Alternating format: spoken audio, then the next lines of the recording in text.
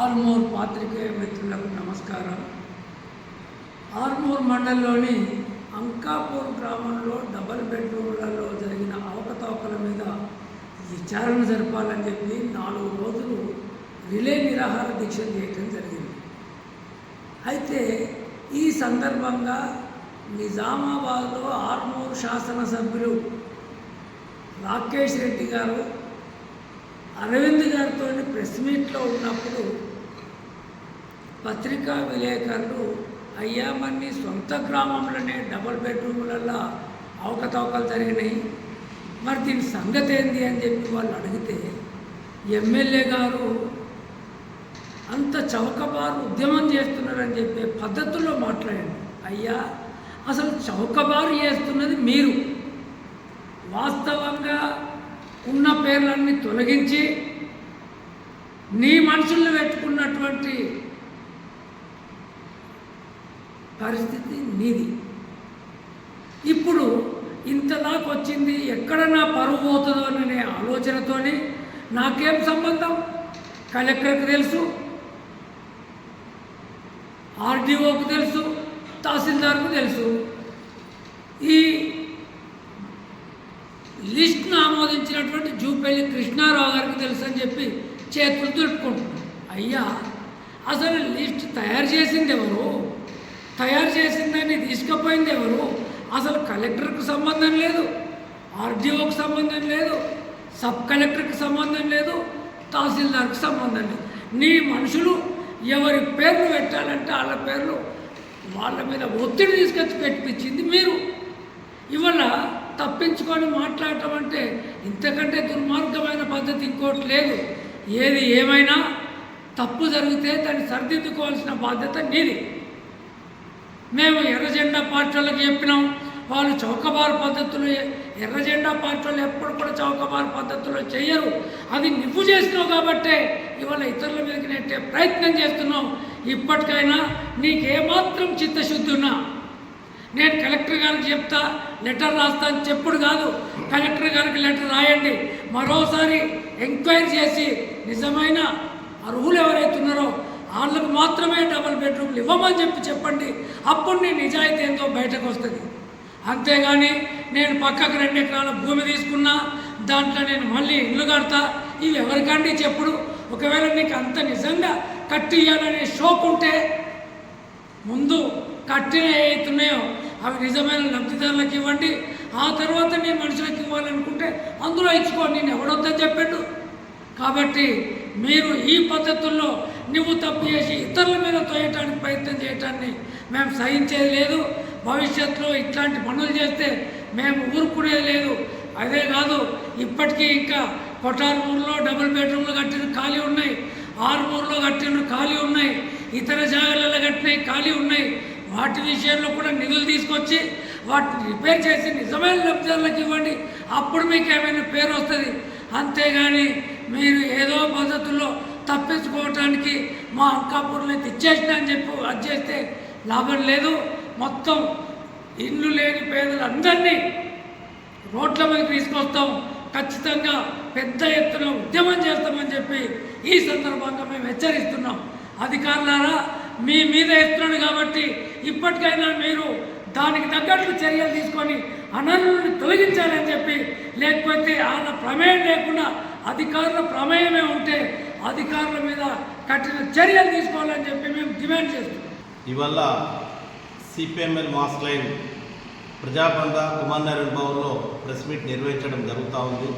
ప్రధానంగా ఆదర్శ గ్రామం అంకాపూర్లో బెడ్రూమ్ల విషయంలో అవకతవకలు జరిగినాయని చెప్పేసి కలెక్టర్ని కానీ సబ్ కలెక్టర్ని కానీ ఎంఆర్ ఆఫీస్ ముందు 4 రోజులుగా నిరాహార నిరదీక్ష చేసినప్పటికీ కూడా నీకు ఉలుకు లేదు పలుకు లేదు.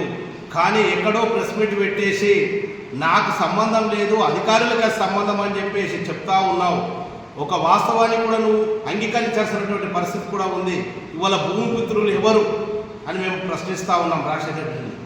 ఎందుకనంటే ఇవాళ దాదాపుగా శ్రీరామ్ సాగర్ ప్రాజెక్టు కట్టినప్పుడు వచ్చినటువంటి వ్యక్తులు వీళ్ళు ఇక్కడ ఉన్నారు.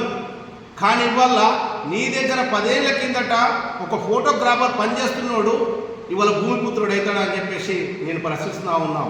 అట్లాగే ఇవాళ ఒక ఫౌండేషన్లో నీకు ఆశ్రయం ఇచ్చిండని చెప్పి గల్ఫ్ దేశాలలో వాళ్ళకు ఒక ఇల్లుని నువ్వు బెడ్రూమ్ కేటాయించావు.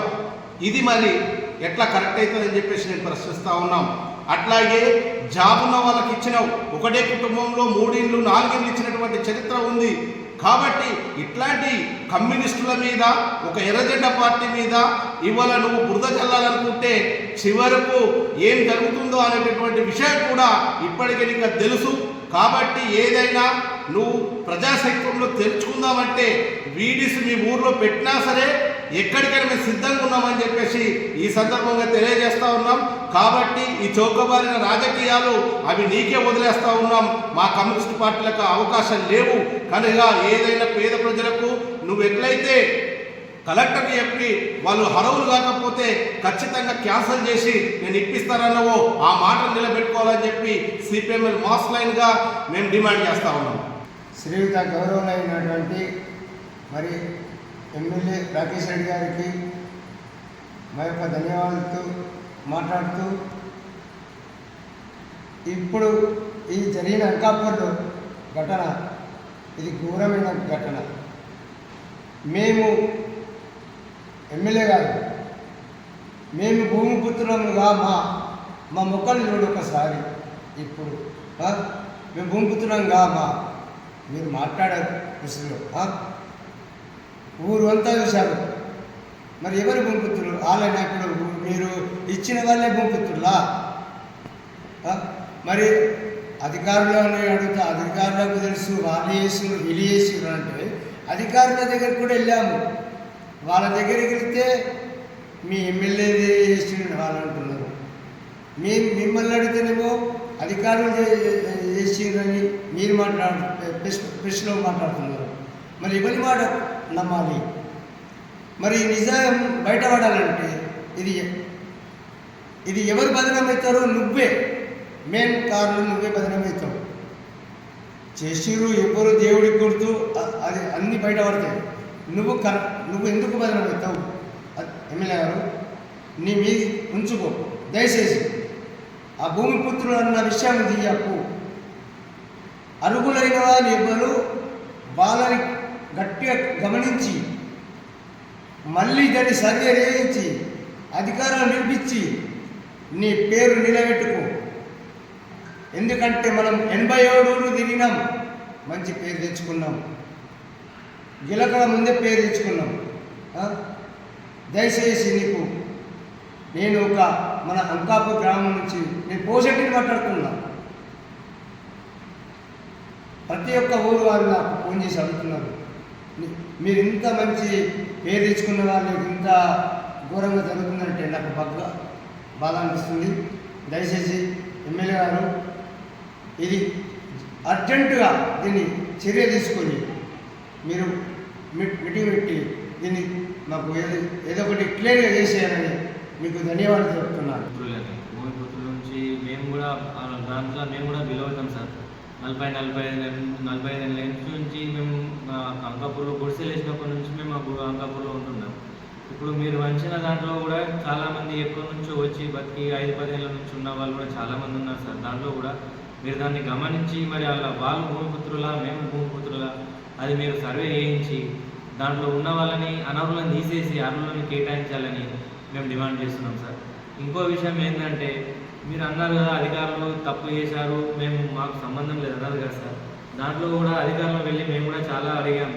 సబ్ కలెక్టర్ సార్ని అడిగాం, ఎంఆర్ఓ సార్ని అడిగాం, కలెక్టర్ సార్ దగ్గర కూడా వెళ్తే వాళ్ళు ఇదే ఒక విషయం అంటున్నారు. మీ నియోజకవర్గం ఎమ్మెల్యే సార్ని ఏ విషయం ఉన్నా వాళ్ళని అడగండి, వాళ్ళు చేసుకుంటా మేము చేసాం తప్ప కానీ మాకు దీంట్లో ఏం సంబంధం లేదు. ఏదున్నా మీరు ఎమ్మెల్యే సాబ్తోనే కన్సల్ట్ అయ్యి అదేందో ఆ విషయం మీరే చర్చించుకొని మీరే క్లియర్ చేసుకొని మా దగ్గరికి రాకూడదని వాళ్ళు కరాఖండిగా చెప్పేస్తున్నారు సార్. మీరేమో వాళ్ళు తప్పేశారని మీరు వాళ్ళు అంటున్నారు, వాళ్ళు తప్పేశారని మీరు అంటున్నారు. మరి మేము ఎక్కడికి వెళ్తే మాకు న్యాయం జరుగుతుంది?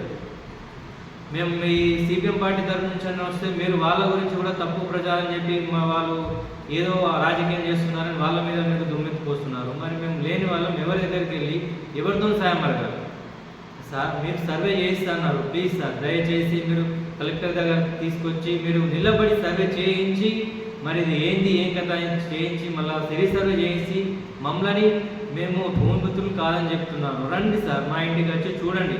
మేము భూమిపుత్రులమా, మాకు ఇల్లు ఉన్నాయా లేవా, మరి వాళ్ళు మీరు ఇచ్చిన దాంట్లో వాళ్ళ దగ్గరికి వెళ్ళి సర్వే చేయించండి. వాళ్ళ దగ్గర ఇల్లు ఉన్నాయా లేవా, మరి ఎవరు సరిపోతారు, ఎవరు సరిపోరు, ఎవరు అనర్హులు, ఎవరు అర్హులు, మీరు సర్వే చేయించి రీసర్వే చేయించి మాకు ఇల్లు కేటాయించాలని మేము అడుగుతున్నాం సార్. ప్లీజ్ సార్, దయచేసి మమ్మల్ని గుర్తించండి సార్, ప్లీజ్ ఎమ్మెల్యే సార్.